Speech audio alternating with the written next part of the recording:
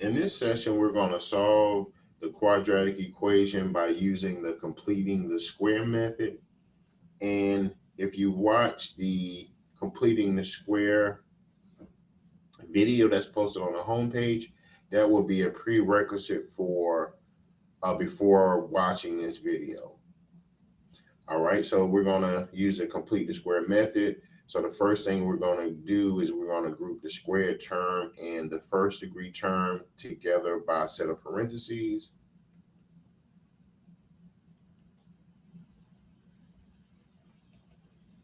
And I want to simply add 3 to both sides.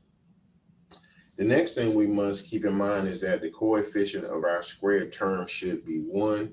So notice that the coefficient of our squared term here is 12. So in order to force the coefficient of the squared term to be 1, I'm simply going to factor out a 12. All right, so that's going to reduce what I have on the inside. So 12 times b squared, right, is 12b squared. 12 times 5 twelfths b is 5. Right, notice when I multiply 12 times 5 twelfths, the 12s will actually cancel and it will give me my original 5b from which I started. And that is equal to 3. Okay, the next thing we're going to do is divide both sides by 12. Right, we want the coefficient of our right hand side, excuse me, of our left hand side to be 1. So by dividing both sides by 12, we have b squared plus 5 twelfths b is equal to 1/4. Right, now this problem may get a little sticky with fractions. All right, so now we're going to complete the square. So we have b squared plus 5 twelfths b plus blank. That's equal to 1/4 plus blank. So keep in mind that in order to complete the square, we must take half of the coefficient of our middle term squared. So we're going to take 5 twelfths. Right, we're going to divide that by 2. And we're going to square it. So now when you take 5 twelfths and you divide that by 2, I can actually make 2 a fraction. So I can write that 2/1. And there's a formula that I want to introduce. And it says that if A over B all over C over D, then you can multiply A times D and B times C. So what this actually means is I can multiply the very top, right, and I can put that in the numerator, and I can multiply the bottom of the top and the top of the bottom, and I can put that in the denominator of my fraction. So when I actually divide 5 twelfths by 2, I can multiply 5 times 1, right, and that gives me 10. Excuse me, I can multiply 5 times 1, and that gives me 5 in the numerator. I can multiply 12 times 2, and that gives me 24 in the denominator. And we're going to square that.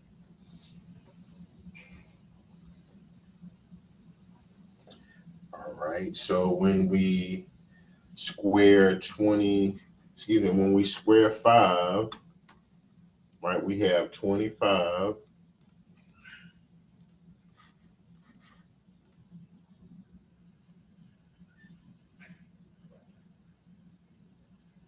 When we square 24, we have 576.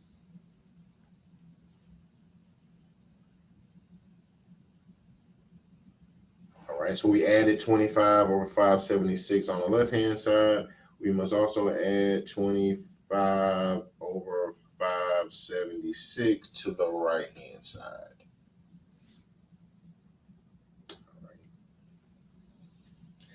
So now, guess we'll, on the left-hand side, we will factor, right? Because once we use the complete the square method, we force perfect square trinomials, and then we'll simplify the right-hand side. Okay. So now, how do we factor the left-hand side? All right. So I'm going to factor that actually relatively easily. B squared plus 512b plus 25 divided by 576 can be factored down into b plus, right, some quantity square.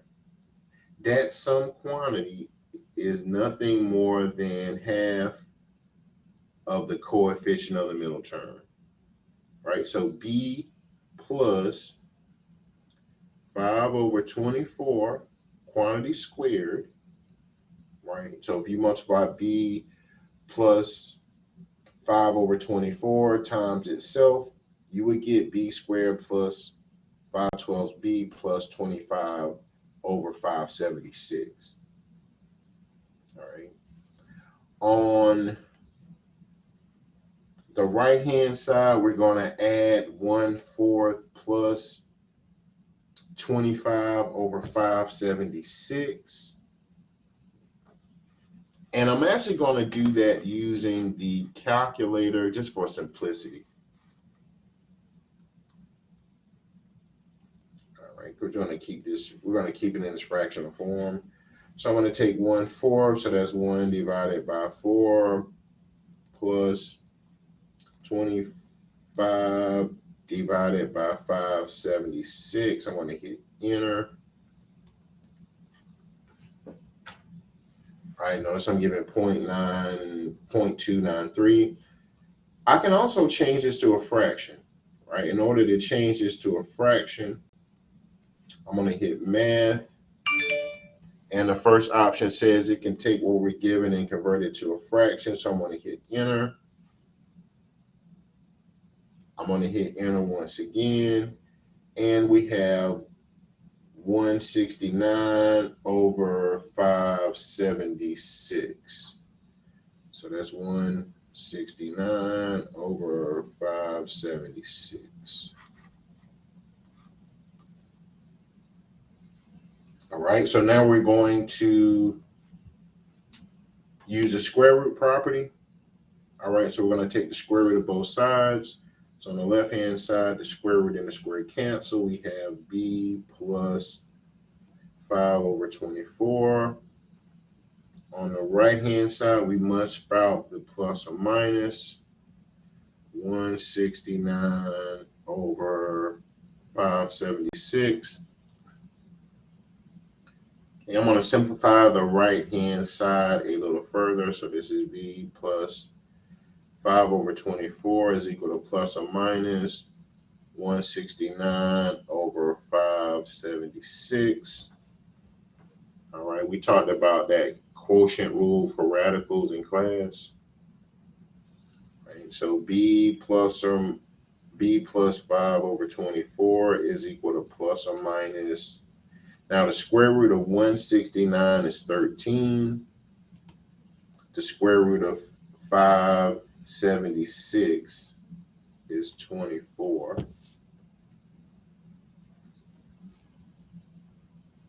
All right, so now I'm going to subtract 5 24s from both sides. So b is equal to negative 5 over 24 plus or minus 13 over 24. All right, so we have our two answers. B is equal to negative 5 plus 13 over 24. It's equal to negative 5 minus 13 over 24.